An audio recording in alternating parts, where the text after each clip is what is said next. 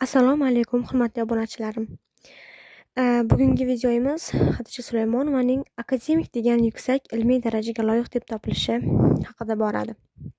Demak, Xadicha Sulaymonova hayotida yana bir unutilmas kun. Bu 1956-yil oktyabr oyida akademik degan yuksak ilmiy darajaga loyiq deb ko'rishdi. U yuridik fanni rivojlanishdagi katta xizmatlari uchun O'zbekiston Respublikasi Fanlar akademiyasining haqiqiy a'zosi etib saylandi. Xadicha Sulaymonova sud ekspertizasini, sud tergov organlari ish sifatini yaxshilash uchun kriminalistika sohasida ilmiy tadqiqot ishlarini rivojlantirishga katta e'tibor bergan. O'sha vaqtda Adliya vazirligi huzuridagi Toshkent kriminalistika ilmiy tadqiqot laboratoriyasi talabga javob bera olmas, yangi jihozlar sotib olgani bilan jiddiy o'zgarishlarga erishib bo'lmasligini hisobga olib, ushbu laboratoriyani tubdan yangilash, sud ekspertizasi ilmiy tadqiqot institutini tashkil qilish ishlariga kirishadi va hukumatga murojaat qiladi. Hukumat tomonidan bu taklif ma'qullanadi. 1958-yilning 24-yanvarida Toshkent sud ekspertiza ilmiy tadqiqot instituti tashkil topdi va u kriminalistika muammolarini ochib beradi va eng yaxshi jihozlar bilan ta'minlanadi.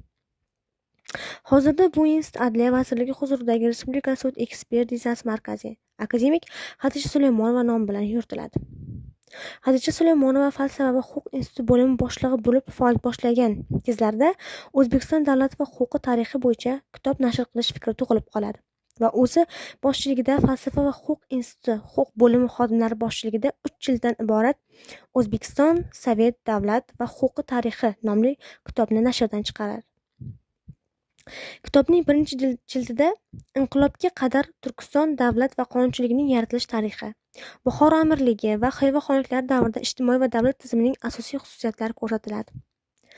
Oktyabr inqiloblari haqida yoritilgan. Ikkinchi jildda esa O'zbekiston SSRning tashkil topish tarixi va mamlakatimizda sotsializm qurish uchun kurash davrida O'zbekistonda ijtimoiy va davlat tuzumi, Sovet sudi va ayrim huquq sohalarining yanada rivojlanishi yoritilgan.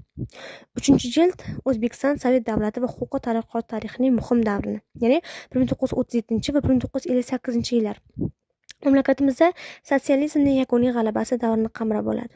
Bu yerda arxiv materiallarini o'rganish asosida tegishli davlat organlarining me'yoriy hujjatlari, turli ko'rsatma va nizomlari, ijtimoiy va davlat tuzilish masalalari, shuningdek O'zbekiston SSR sotsialistik huquqini rivojlantirish masalalari ko'rib chiqilgan.